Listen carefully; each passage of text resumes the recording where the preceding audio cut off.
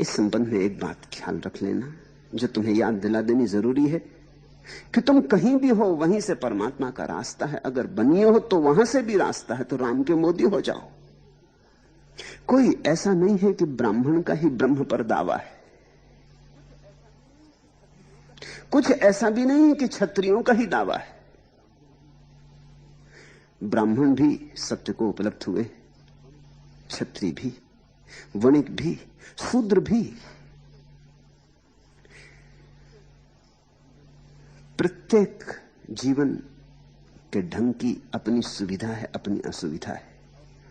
ब्राह्मण को एक सुविधा, और ध्यान रखना जब मैं इन शब्दों का उपयोग कर रहा हूं तो मेरा मतलब जन्मजात नहीं। जन्म से कोई ब्राह्मण नहीं होता और जन्म से कोई शूद्र नहीं होता, जन्म से इसका क्या संबंध। लेकिन वृत्ति से ब्राह्मण होते हैं, वृत्ति से शूद्र होते हैं, वृत्ति से क्षत्रिय होते हैं। वृत्ति की बात है, यह व्यक्तित्व की बात है। ये जो चार वर्ण हैं, ये जो चार रंग हैं, वर्ण का अर्थ होता है रंग।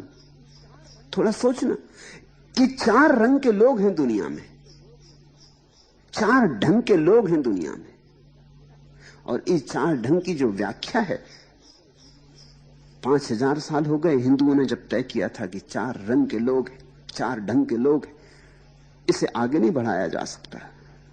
अभी भी कार्ल गुस्ताफ जंग ने जब फिर से विवेचन किया मनुष्य के संबंध में, तो चार ढंग फिर आ गए।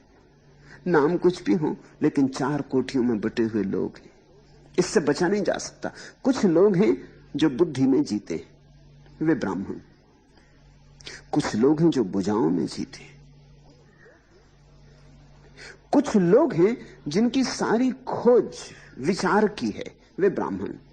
कुछ लोग हैं जिनकी खोज शक्ति की है, शक्ति के पूजक, वे क्षत्रिय। कुछ लोग हैं जिनकी खोज महत्वाकांक्षा, प्रतिष्ठा, धन, इस बात की है, वे लोग वैश्य। कुछ लोग हैं जिनकी कोई खोज ही नहीं, जो ऐसे ही जीते जैसे एक लकड़ी का टुकड़ा नदी में बहता चला जाए, न कहीं जाना है, न कहीं पहुंचना है, न कोई मंजिल है, न कोई गंतव्य है, न कोई बड़ी भविष्य की महत्वाकांक्षा है। ऐसे व्यक्ति शूद्र, वे कुछ भी छोटा मोटा करके गुजार लेते। जिंदगी गुजारनी है, जिंदगी से कुछ बनाना नहीं। ये चार वृत्तियां हैं, प्रत्येक वृत्ति का लाभ है और प्रत्येक व्यक्ति की हानि भी है।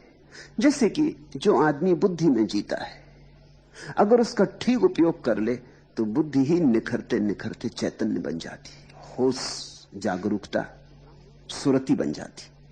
तो ब्राह्मण को एक लाभ है कि वह अपनी बुद्धि को किसी भी दूसरे वर्ण की बजाय, क्षत्रिय, शूद्र, वैश्य की बजाय ज्यादा आसानी से ध्यान में लगा सकता है। ये तो लाभ है, लेकिन खतरा भी है। खतरा यह है इतनी ही आसानी से वो अपनी बुद्धि को पांडित्य इकट्ठा करने में भी लगा सकता है। प्रत्येक लाभ अपने साथ छाया की तरह अपनी हानि लाता है। तो जितनी सुविधा है ब्राह्मण को, उतनी ही असुविधा भी है।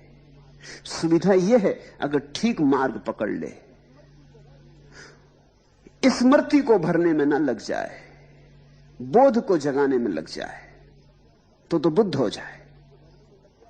लेकिन अगर स्मृति को भरने में लग गया, जिसकी बहुत संभावना है, क्योंकि स्मृति को भरना ऐसे है जैसे कोई ढलान की तरफ चले, उसमें मेहनत नहीं है, और बोध को जगाना ऐसे है जैसे कोई पहाड़ की यात्रा करे, उसमें बड़ा श्रम है। तो बहुत संभावना है 99 ब्राह्मण वृत्ति के लोग 100 में से 99 स्मृति को भरने में लग जाएंगे, पंडित हो जाएंगे। इसलिए ब्राह्मण पंडित होकर समाप्त हो जाते। कभी कभी कोई एकाध 100 में एकाध प्रज्ञावान होता है। ऐसी ही क्षत्रिय की वृत्ति है। क्षत्रिय की वृत्ति के आदमी को एक लाभ है, उसके पास संकल्प का बल है, जूझ सकता है, जुझारू है, लड़ सकता है।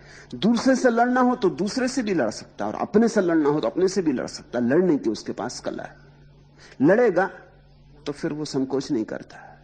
जान लेने में भी उतना ही कुशल है, उतना ही देने की तैयारी भी रखता है। जिसको लेनी हो जान, उसे देने की तैयारी भी रखनी पड़ती है।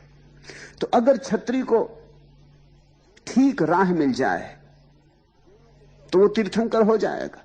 जैनों के 24 ही तीर्थंकर छत्री,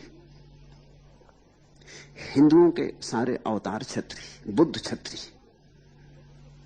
जुझारू लोग।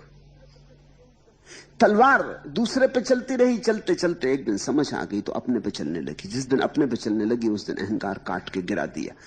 काटने की कला तो आती ही थी। ब्राह्मण है याज्ञवल्क्य और अष्टावक्र और शंकराचार्य। ठीक चले कोई तो शंकर हो जाए, चूके तो पंडित हो जाए। ऐसी ही वैसे की संभावना है। धन की उसे पकड़ है। 100 में 99 मौके पर तो वो धन को ही इकट्ठा करेगा और धन को ही इकट्ठा करके मर जाएगा। और लोग कहते हैं मर के फिर सांप हो जाएगा और धन पर कुंडली मार के बैठ जाएगा। मर के भी वो धन की ही रक्षा करेगा। लेकिन अगर परम धन की याद आ जाए वैश्य को, तो धन का खोजी है। धन पे सब लगा देता है, दांव सब लगा देता है। एक दफा परम धन की उसे याद आ जाए, कि उसे यह समझ में आ जाए कि धन मेरे भीतर है, बाहर नहीं, तो फिर वैश्य जितनी सुविधा से भीतर जा सकता है तो उतनी सुविधा से कौन जाएगा। ऐसी ही बात शूद्र की भी है।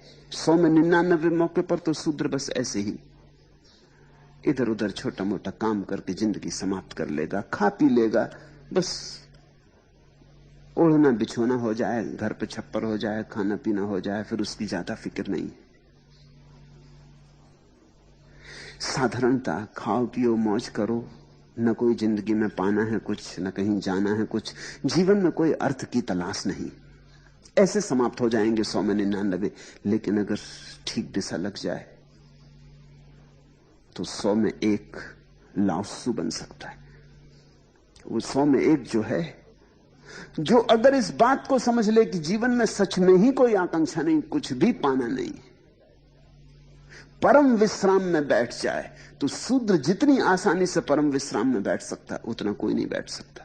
छत्री के भीतर कुछ ना कुछ चलता ही रहता, ब्राह्मण के सिर में कुछ ना कुछ चलता रहता, बनिए के हृदय में सुखबुगी लगी रहती, धन धन पद प्रतिष्ठा यहां भी मिले, वहां भी मिले, परलोक में भी मिले, वो इंतजाम ही करता रहता है।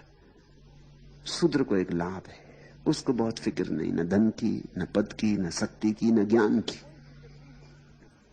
क्योंकि ये कोई फिक्र नहीं है, उसकी वासना न्यून मात्र है, अति न्यून है, गिराने में देर न लगेगी। तो शूद्र जैसे गोरा या वैदास परम ज्ञान को उपलब्ध हुए।